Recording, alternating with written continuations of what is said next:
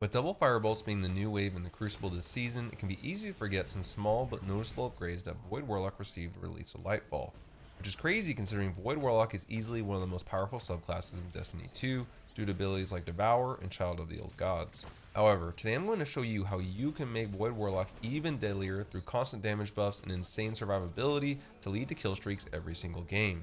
So if you're looking to build upon an already powerful subclass for Warlock, then this video is for you. I'll cover the key things you need to be running and breaking down my overall build for Void Warlock. As always, I'll have the timestamps below so you can reference the info most important to you. But before that, I wanted to highlight the sponsor of this video, ExpressVPN. What is a VPN? Well, a VPN can be thought of as a private tunnel between your computer or device and the internet, similar to a secret passageway that allows you to securely access the internet without anyone else being able to see what you're doing. As someone who takes my security and privacy online very seriously, a product like ExpressVPN is a game changer. Because ExpressVPN is encrypting all my information, I don't have to worry about suddenly getting knocked offline by a DDoS attack during trials and focus on slaying out. Also, because ExpressVPN is encrypting my data, that limits my ISP from throttling my data since our data can no longer be inspected, which means no more lag during those longer gaming sessions. So if you enjoy lag-free gaming and being protected from being knocked offline by angry gamers, you can get ExpressVPN using my link below, and when you use my link, you will get your first 3 months free. Thanks again to ExpressVPN for sponsoring this video. Now let's get into it. Before we jump into the actual build, I am going to highlight the key things that I think you would need to run to help make the Void Warlock build or Void Warlock more powerful overall. And the first thing I'll start with is Suppressor Grenade. And this may seem kind of like an odd choice, but the reason I chose Suppressor Grenade is it does have one of the lower cooldowns of all the Void grenades. So it automatically makes it a plus for me, being able to get my grenade more frequently. Normally I would prefer running Vortex Grenade, but because the cooldown is much higher since the beginning of Lightfall being released, I've kind of gravitated more to Suppressor Grenade and having my grenade more often. And the reason I like Suppressor Grenade is one, obviously is able to suppress targets, keep them from using their abilities, can't jump as effectively, can stop supers, and all that stuff is great. But I think the Suppressor Grenade actually has quite a high skill ceiling, meaning the more you use Suppressor Grenade and you learn how it kind of bounces, you can actually use it really, really well. And for anyone that's played Halo in the past, this grenade really will hit home for you like it does for me, and I've been able to get some crazy bounces, some really great angles, and get double, single kills quite effectively, and I would say more effectively than I do with other grenades, because of the fact that based on the angle you throw it or bounce it off, you can really be quite accurate with this grenade. And so that's really why I would recommend this. Lower cooldown and the ability to be accurate, but it will take some practice. And of course, the ability to suppress people's abilities and shut down supers, which I think is huge, so it can be used offensively as well. From there, we have a new fragment that came out this season, and that is Echo of Vigilance. Defeating a target while your shields are depleted grants you a temporary void overshield, but does give us -10 recovery. And the fact that I'm still running this, even with -10 recovery alone, should speak to how good this fragment actually is. It's going to really allow you to come out of fights with a little bit more confidence and a little bit more survivability. I've had scenarios where, especially when playing comp, where I get hurt and finish a kill and I'm really weak, but because I get that overshield, I actually get shot in the back and I'm able to survive because of that extra 40 HP you get from this overshield. And so just that little bit of survivability, I know that doesn't seem impactful, but it really can help you get out of a fight and be that one shot difference between that one shot killing you or taking 2 shots instead of 1. The other thing this is really helpful with is especially if you're a shotgunner. I recently went back to my tried and true heritage to help combat, Immortal and those SMGs out there. And so when you're fighting other shotguns or pellet shotguns, whether you're using a slug or not, you're often going to come out of that pretty weak as you slide into each other. And so it's going to trigger Echo of Vigilance a lot. It's going to allow you to come out of those fights with a little bit extra health through that overshield. And again, a higher chance of escaping, or if you have to re-engage, you're going to be just that little bit harder to kill. And you'll often see that when people see you have an overshield, it kind of throws them off. And so this is something I really recommend. This makes Void Warlock, or really any Void subclass, much more powerful with this fragment.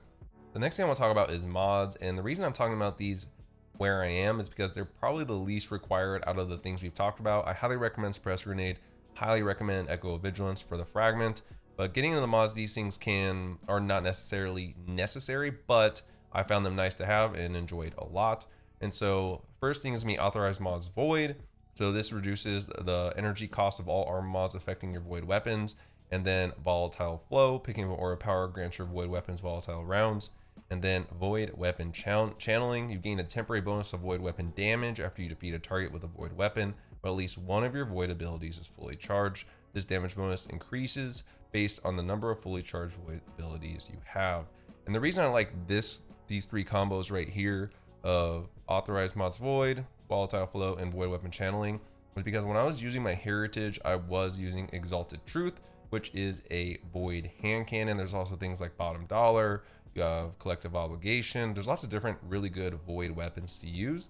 And so this allowed me to make sure I was always having a damage buff up, because the other mod I didn't mention is having triple void weapon surge. So between void weapon surge and void weapon channeling, you're gonna be having weapon damage boost for your void weapon a lot.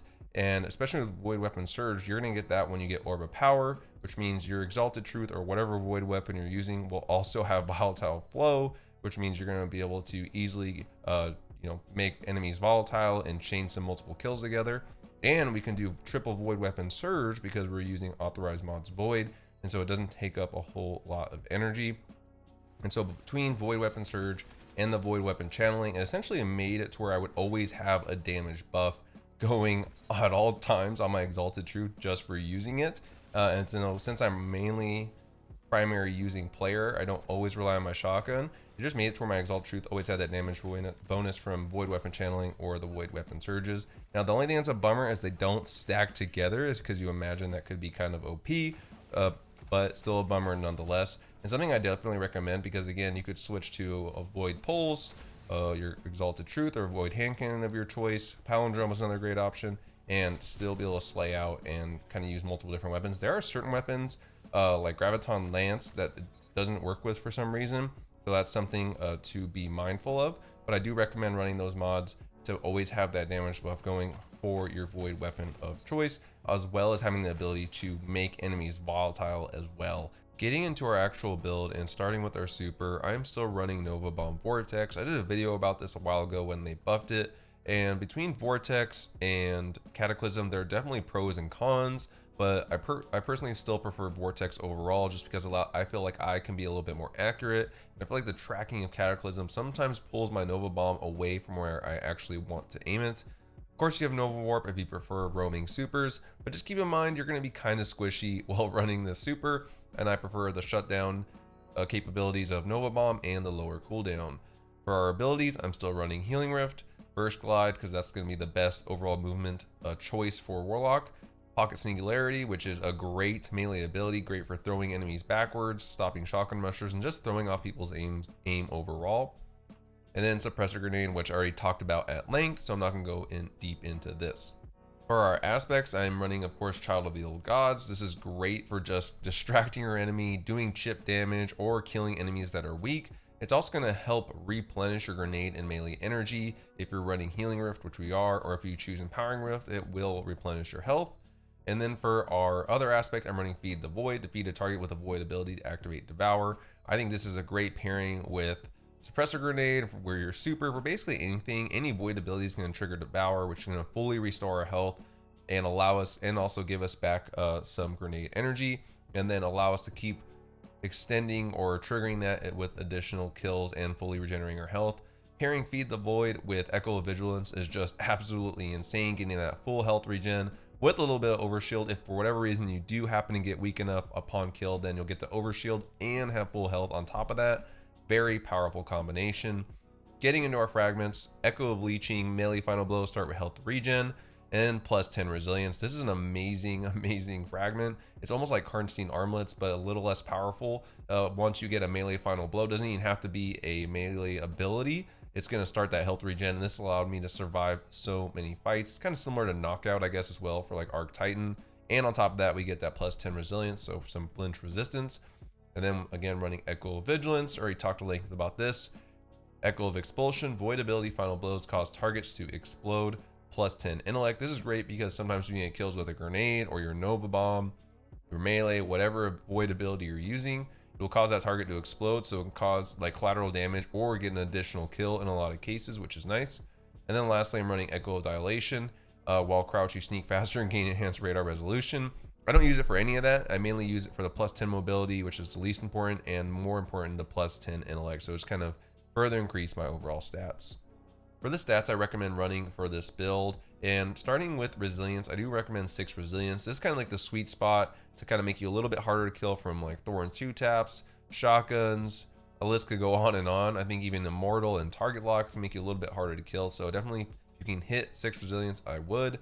But as per always, the most important thing is going to be that recovery stat. So getting the tier 10 or 100 recovery is going to help reduce our rift cooldown and also help overall survivability and pair really well with things like Echo of Vigilance. And then getting our grenade and intellect stat as high as possible. I got tier 8 and tier 8 here, which is really nice, and that has a lot to do with the fragments we chose. And this just gives us a close to 1 minute cooldown, but with those recent nerfs to overall ability cooldowns, it's a little bit harder to achieve that 1 minute kind of overall across all your abilities like I normally like. So with that, then I just double down on what I find most important for my gameplay, and I love having my grenade as much as possible, as well as getting my super as early as possible, and that's why I also invest in my intellect stat.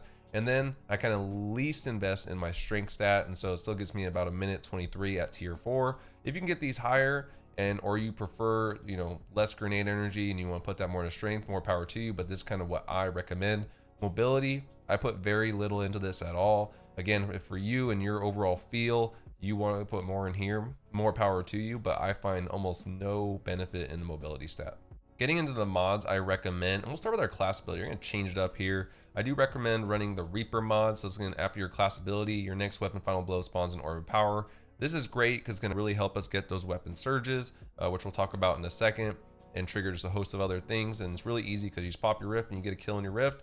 And especially with Child of the Old Gods, increasing the damage your enemies take and doing that chip damage, it just makes a really nice combination with Reaper. And then running double bomber. So anytime I use my class ability, which is going to be pretty low, it's going to help reduce my grenade cooldown even further. And so, and because we're using the authorized mods grenade as well, we get that nice low energy right there. And then, as I talked about earlier, running for the boots, I'm running triple void weapon surge. So when I'm using my void weapon, it's going to be able to do as much damage as possible when I'm picking up those orbs of power that are hopefully being generated by Reaper. And then for our chest armor, I do recommend running as many unflinching mods as you can here. I personally, because I'm running a slug with this, I do recommend running an unflinching kinetic for my slug, or your slug if you decide to go that route. Or you could do triple void unflinching if you want to do that as well. But here I'm just doing 2 void unflinching and 1 unflinching kinetic. And for our gloves, as you might have noticed, I'm running Apathettic aspect. Kind of went back to this after a while just because I felt like the just change in handling, remove of quick charge and things like that really impacted my ability to switch weapons. So I'm back on Apathettic aspect after using transversive steps for a while, and then also pairing them with void dexterity. So whatever weapon has a lower handling, I put a dexterity mod for that just to make it a little bit faster. And then I do also recommend running fastball. This will slightly be a little bit more accurate, or at least allows me a little bit more accurate with those suppressor grenades. I feel like I don't have to arc my aim as much to throw those grenades. And then I run grenade kickstart, which does work. When your grenade is fully expended, you gain grenade energy, so it's going to give you a nice little kick start at the beginning. As it states, you don't need armor charges for this to work. And for our helmet, you just want to run your targeting mods of choice. I tend not to like stack these too much because then I feel like I rely on the aim assist a little too much, but I do run void targeting for my void weapon in this case, and kinetic targeting for my slug, and then I just throw on Asher's assets, gain some bonus super energy on grenade kills. So I'm getting those kills with those crispy suppressor grenade throws. It's going to give me a little bit more super energy. And real quick, I'll just show off my fashion since people always ask about this. You can see my fashion now here on screen, so that way you can get your warlock looking nice and crispy, or at least understand what shaders I'm using. And as we've talked about here and there, our weapons, I am running a crafted heritage. I was running hipfire grip, but I've actually gone away from that. A lot of people in my comments were like, you aren't even hipfiring, why are you using hipfire grip? And I was like, good point, well played. So I went back to slide shot, and I've actually really enjoyed it. It's also allowed me to invest in fluted barrel to up that handling even more. Not that I necessarily need it with Ophidians, but again, it just allows me to have something like with slide shot to compensate for that range. So with slide shot, when I slide, I will get up to 100 range and have moving target for that nice aim assist right there. And I threw an Icarus grip on there just because I want to be able to jump and still have it be super accurate. And then, if like I talked about, I'm running Exalted Truth. I have one rangefinder and Encore. Definitely not a god roll by any means, but I do hit that 63 range, which has kind of been the sweet spot for me. I don't feel like I need to go much higher than that. And so, or I'm just really competing with guns that are outside of my range. Also has kill clip, which is nice, but I definitely prefer the Encore rangefinder roll. And then for my heavy, I've talked about this a little bit, but I do recommend running some kind of heavy with pulse monitor, because even when this weapon is stowed, pulse monitor will trigger, which improves weapon handling when we are wounded. And so not only will we be getting increased handling, we'll getting echo vigilance triggered, hopefully if we're able to get a kill. So whatever heavy you use, I do recommend running something with pulse monitor on your heavy weapon. Not that I use this a whole lot, but again, it's just to make sure my heavy is benefiting me even when I'm not using it.